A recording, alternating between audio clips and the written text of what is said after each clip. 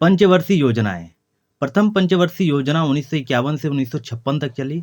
हैरड Domar model पर आधारित यह पंचवर्षीय योजना में कृषि को प्राथमिकता दिया गया। बहुउद्देश्य परियोजनाएं इसमें शुरू की गई, जैसे कि हीराकुंड डैम, भाखड़ा नागल डैम, दामोदर योजना तथा नदी घाटी योजना जो है इस प्रथम पंचवर्षीय योजना में ही शुरू किए गए।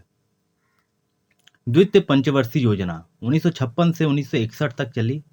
यह योजना पीसी महालनोबिस मॉडल पर आधारित है। इस योजना में 3 इस्पात संयंत्र स्थापित किए गए थे, दुर्गापुर, भिलाई और राउरकेला। तीसरी पंचवर्षीय योजना 1961 से 1966 तक चले। यह योजना जो है असफल रही थी, क्योंकि इस बीच जो है भारत चीन युद्ध, भारत पाक युद्ध और सूखा पड़ चुका था। तीसरी पंचवर्षीय योजना में ही बोकारो स्टील प्लांट की स्थापना की गई। 1966 से 1969 तक 3 वर्ष का योजना अवकाश रहा। चौथी पंचवर्षीय योजना 1969 से 1974 तक चली। पांचवी पंचवर्षीय योजना 1974 से 1978 के बीच चली।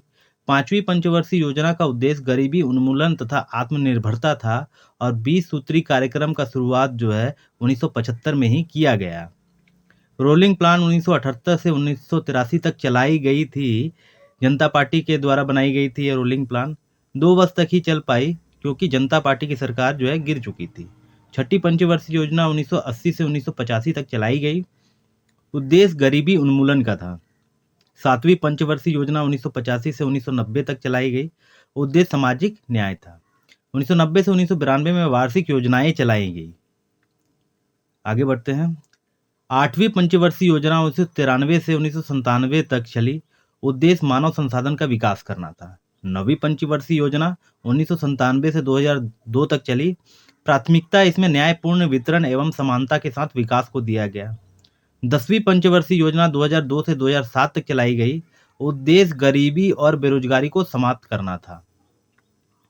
आगे बढ़ते हम लोग जान लेते हैं। 11वीं पंचवर्षीय योजना 2007 से 2012 तक चली। मुख्य लक्ष्य इसका तीव्र एवं समावेशी विकास को रखा गया। 12वीं पंचवर्षीय योजना 2012 से 2017 तक चली, जो कि आखिरी थी। उद्देश्य इसका जो है तेज, अधिक समावेशी और सतत विकास करना था। तो चलिए शुरू करते हैं Jharkhand current affairs 21 January 2024 with statics GK. आपको कहीं नहीं जाना है दोस्तों, आपको जेएसएससी पॉइंट के यूट्यूब चैनल पे आना है और अपने 5 नंबर पक्के करने हैं, क्योंकि यहाँ पे आपको मिलेगा वो चीज़ जो आपको कहीं नहीं मिलेगा। तो चलिए शुरू करते हैं। तो क्वेश्चन नंबर पहला है, ये हाल ही में नई दिल्ली में राष्ट्रीय कला भवन में आयोजित राष्ट्रीय कला उत्सव 2023-24 में झारखंड ने कितने पदक प्राप्त किए? तो इसका ऑप्शंस है 2, 3, 4 और 5। तो इसका सही आंसर हो जाएगा 3। तो चलिए बात कर लेते हैं राष्ट्रीय कला उत्सव 2023-24 के बारे में।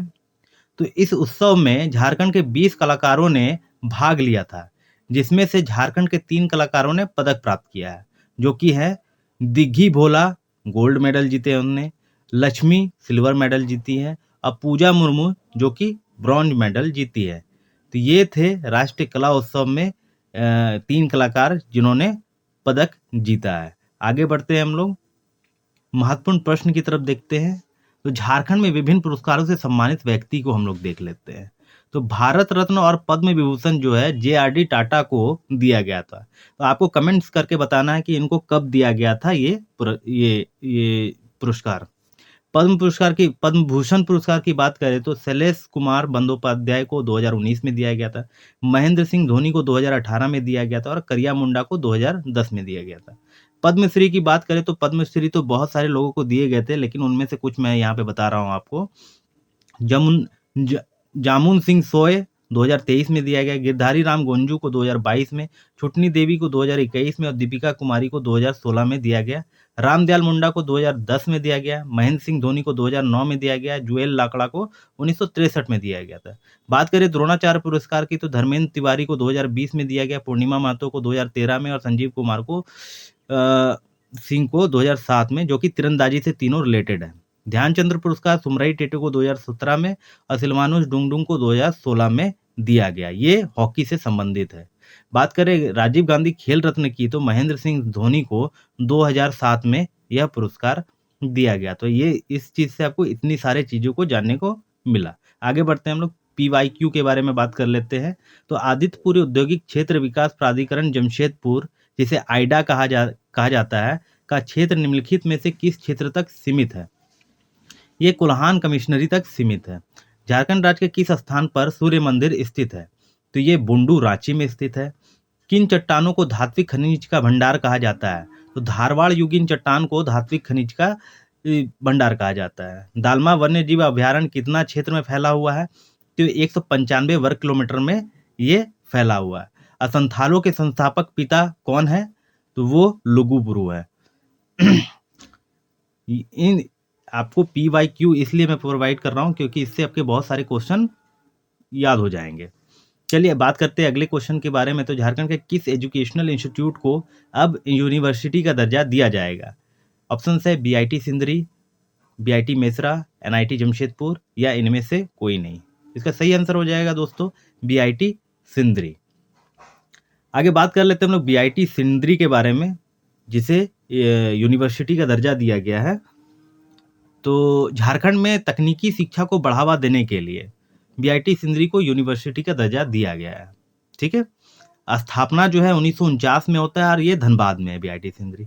इसका पुराना नाम क्या था? बिहार इंस्टीट्यूट ऑफ टेक्नोलॉजी था। अब वर्तमान में इसका नाम जो है बदल करके बिरसा इंस्टीट्यूट ऑफ टेक्नोलॉजी कर दिया गया, क्योंकि 2000 में जब जो है झारखंड अलग हुआ तो इसका नाम भी बदल दिया गया। ठीक है, महत्वपूर्ण प्रश्न की तरफ चलते हैं। तो संथाल परगना का पहला CNG गैस स्टेशन कहाँ खुला है? तो ये देवघर में खोला गया है। झारखंड के किस स्थान पर पहला कन्वेंशन सिस्टम बनाया गया है, सेंटर बनाया गया, सॉरी, तो ये दुमका में बनाया गया। सौर चक्र से सम्मानित शहीद कुलदीप उरांव का संबंध झारखंड के किस जिले से है? तो ये साहिबगंज जिले से है।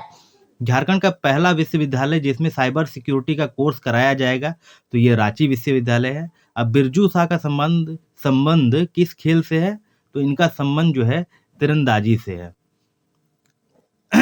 आगे बढ़ते हैं दोस्तों,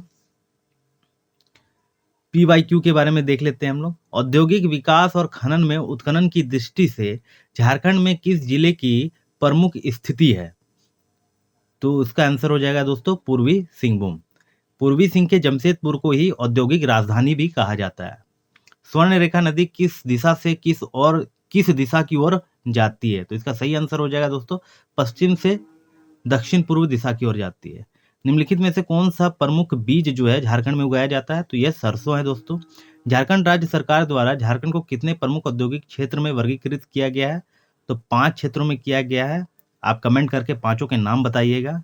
और झारखंड में किस नदी पर तिलैया जल विद्युत परियोजना स्थापित किया गया है? तो ये बराकर नदी पे किया गया है।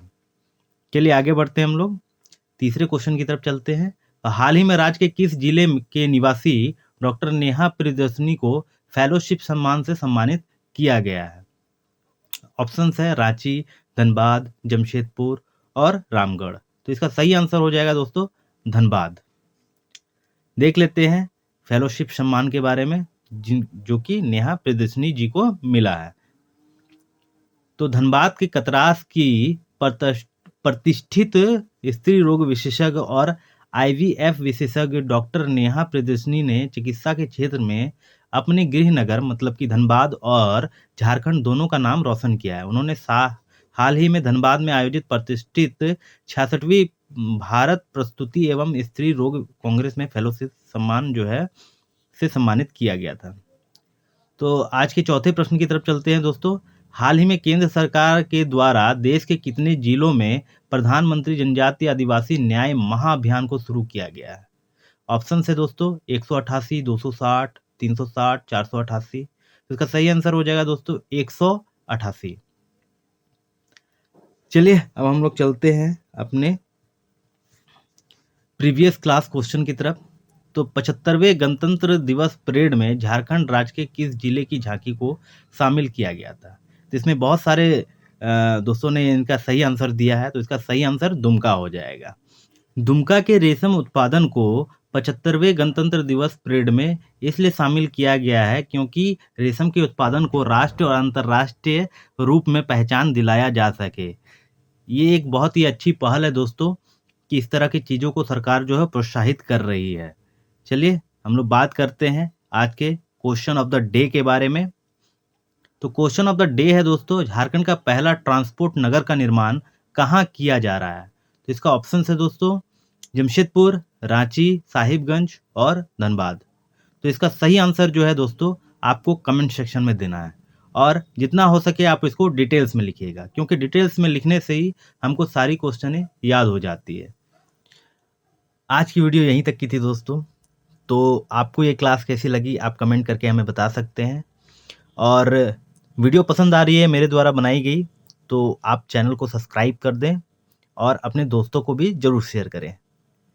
चलिए तो फिर मिलते हैं कल के वीडियो में इसी एनर्जी के साथ और इसी जोश के साथ। बाय।